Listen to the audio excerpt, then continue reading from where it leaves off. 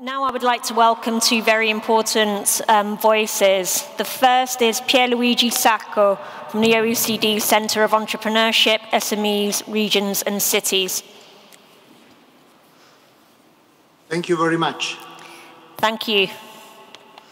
It's really an honor to participate to this convening to launch a document like the Rome Charter that has, I think, lots to say in terms of how to reshape cultural policies for cities in the next few years. And I think that in particular, this emphasis on a capability approach is particularly welcome and necessary. Capabilities have been, of course, one of the must of development economics and social policy for a long while. But as far as culture is concerned, the capability dimension so far has been a bit overlooked. So I think that it's particularly helpful to focus on the fact that without a capability building approach, a real change in many dimensions of cultural policy is not really possible. In particular, I think that one of the issues that come to mind when we consider how cultural rights are exercised in urban context has to do with the notion of participation. As we probably know, participation, of course, is a sort of password because it evokes democracy, inclusion, and so on. But the truth is that participation in itself is neither democratic nor inclusive. If you simply invite somebody to participate, this simply means that if they want to participate, they can. But the point is that most likely the people who will respond to a call for participation are the ones who are already prepared to participate. And in many cases, the people who are prepared to participate are the most entitled. So the people that, in a sense, would need the least. Not because they are not welcome. Of course they are. Everybody is. But the point is that the urge to participate should be particularly targeting the people who do not feel entitled to. So this aspect is of fundamental importance. The two other lines, complementary lines that are evoked in the Rome Charter are the notion of inclusion, which is already, of course, been discussed with the previous few words, and the notion of cultural democracy. So clearly, from what I just said, the triad between cultural democracy, capabilities, and inclusion is in some sense a coherent whole that is what motivates the approach of the Rome Charter. So in the urban context, of course, there are a few challenges that I think connect very naturally to the main points, and in particular the 5 capability areas that are considered in the Rome Charter. But before going to this, it's important to stress a bit more why capabilities are so needed, and in particular how this relates to the understanding that we have of the various aspects of cultural experience. Well, the main point is that there is a sort of natural fallacy in understanding how and why culture is important to humans, which is this notion that culture is, in some sense, a sort of spontaneous, unconstrained activity that just happens, which, of course, in part is also true because it's part of human nature, of course, to express oneself. But the point is that, and it could not be otherwise, that culture is a learned ability to a large extent. And so, as far as this is true, it's clearly the case that capabilities mediate in a fundamental way our ability to learn how to, let's say, play culturally. First of all, so culture being a learnability also means that, of course, its effects are largely mediated by the particular capacities that we have learned. So clearly this is linked to capabilities, although capabilities does something more. It's not simply learning to do something, but learning to do something in order to express and manifest ourselves in terms of our lifetime goals. And this is something more. It's not simply learning an ability, but learning an ability in an organized way to reach an existentially relevant goal. And so from this point of view, this clearly means that for many people, this journey is difficult today. It's not necessarily the case that, for example, the social context enables this capacity. And so simply inviting people to participate is frustrating from this point of view if you are not in the condition to do this properly. Okay? And in saying this, I'm not saying that we need any kind of benevolent paternalistic attitude. We really need people to explore these possibilities themselves. The point is making them aware they can explore and creating the conditions for them to explore, which is very different than telling them how to explore. The second point is that clearly developing capabilities requires effort. We tend to think that effort is something bad because in the end, it would be so much better to achieve something without having to provide any effort.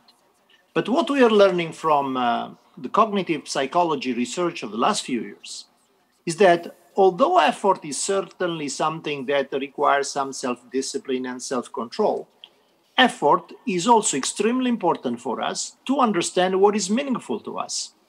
And in particular, the fact that people provide effort also creates a perception of value around some types of actions. So the fact that we have to build this capacity through dedication, through constant application of our skills, it's something that also builds a perception of value. So from this point of view, the fact that culture is, let's say, demanding in terms of eliciting an action from people in order to achieve certain type of goals, or in particular to build certain types of activities, should not be seen as something bad, but really as a premise for the existential relevance that culture has for people. The third aspect is that to really create meaning, and this is an aspect on which the Charter really insists a lot, and rightfully so, we need to be able to navigate very complex corpora of content. And this is true even if you consider the most grassroots forms of culture you can imagine. So culture does not happen in a blank state. There is a very, very important capacity to position ourselves in this space and to decide how to navigate this space. And again, this requires capability. And furthermore, the very fact that many people are systematically denied the possibility to develop this potential, of course, needs that the emphasis of capability becomes of policy relevance, because removing barriers to do this is extremely important. If you do not characterize in a capability-oriented way the space of cultural policy, you simply don't see the problem. And finally, the point is that the more we familiarize with cultural mechanisms, the more we enable our cultural experience to become emotionally and cognitively transformative. After me, Daisy Fancourt will cover, for example, the complex and emerging relationship between culture, well-being, and health. And this is a case in which the mediation, of course, of our acquired abilities to experience culture, of course, have a clear impact on the capacity of cultural experiences to be, for example, transformative from the mental health point of view. So it's extremely important to insist on capabilities. And what are the areas that connect the capabilities that are singled out by the Rome Charter to the key urban problems of today? So enjoy, create, discover, protect, and share, not necessarily in this order, are areas that really and spontaneously connect to some of the key issues of today's urban agenda.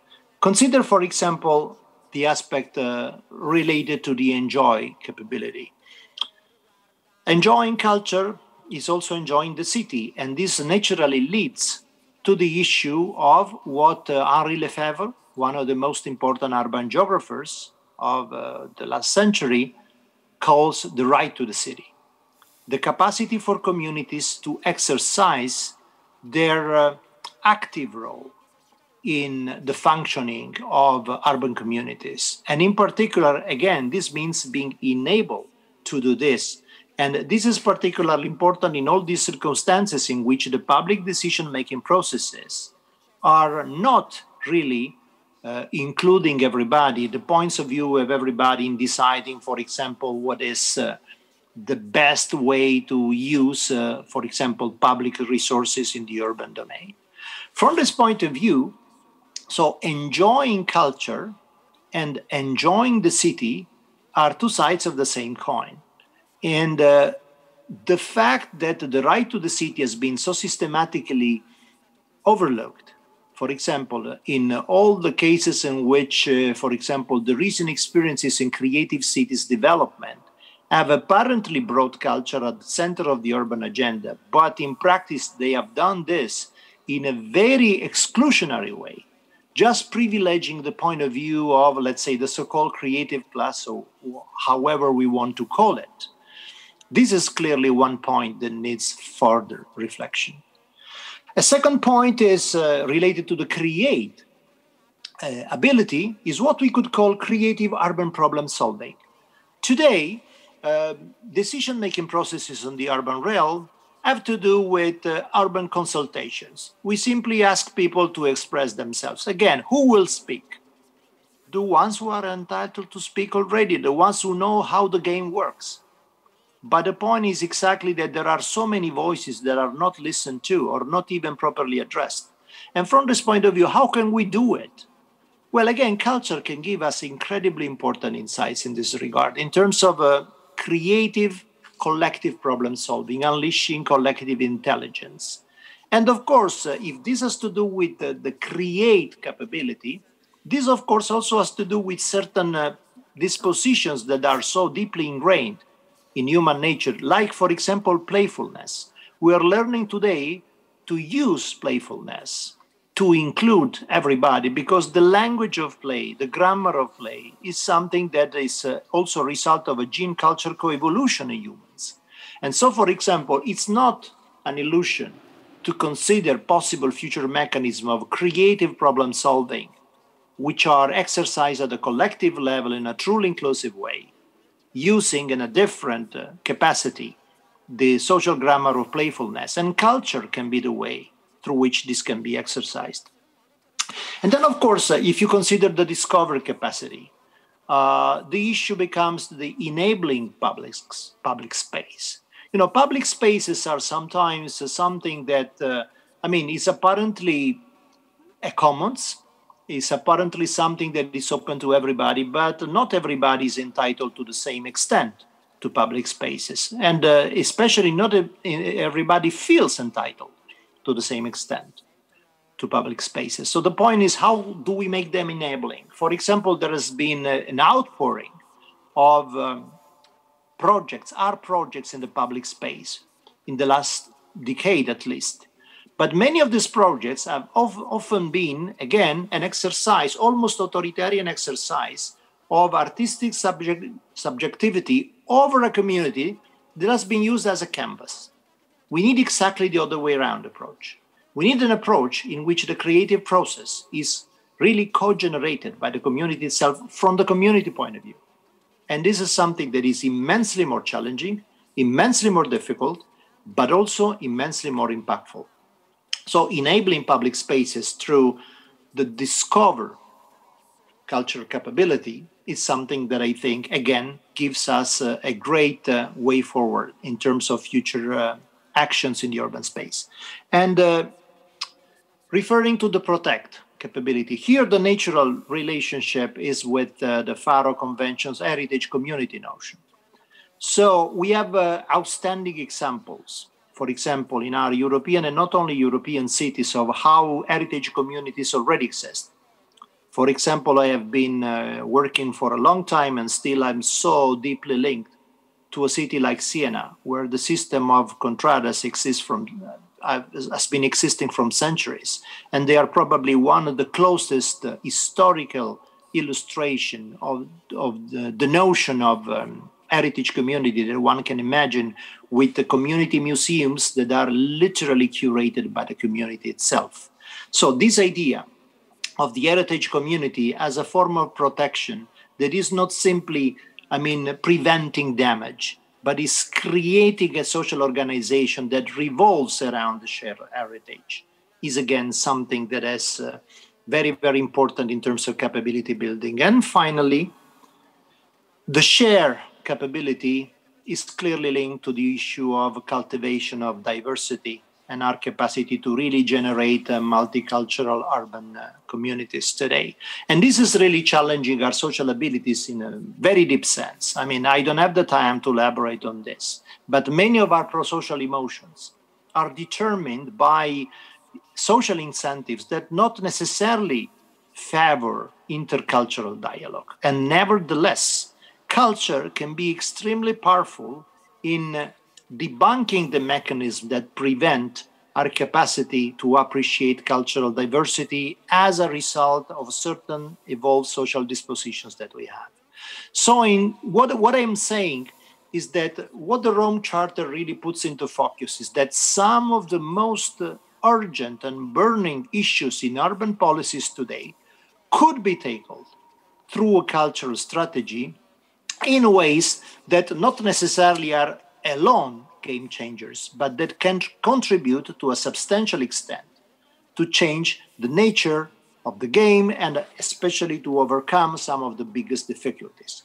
This also means, and I'm quickly going to conclude, that in some sense we are entering also what we could call a different regime of cultural production, because taking this capability issue seriously really means turning upside down so many aspects of cultural policy and cultural production as we have understood it so far.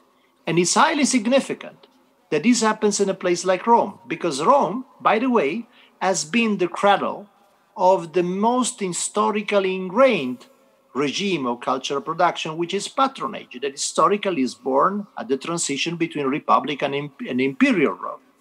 But patronage, as useful and beneficial it has been throughout the history of the West in the last couple of millennia, is also a very, very complex form of cultural production and participation in which co-optation is almost inevitable and essential. So, in a sense, we have to overcome some of the natural, features, characteristics of the patronage regime that have been implicitly and inadvertently today instrumental to preventing a truly inclusive approach to cultural participation and production. So it's highly symbolic that this is happening in Rome.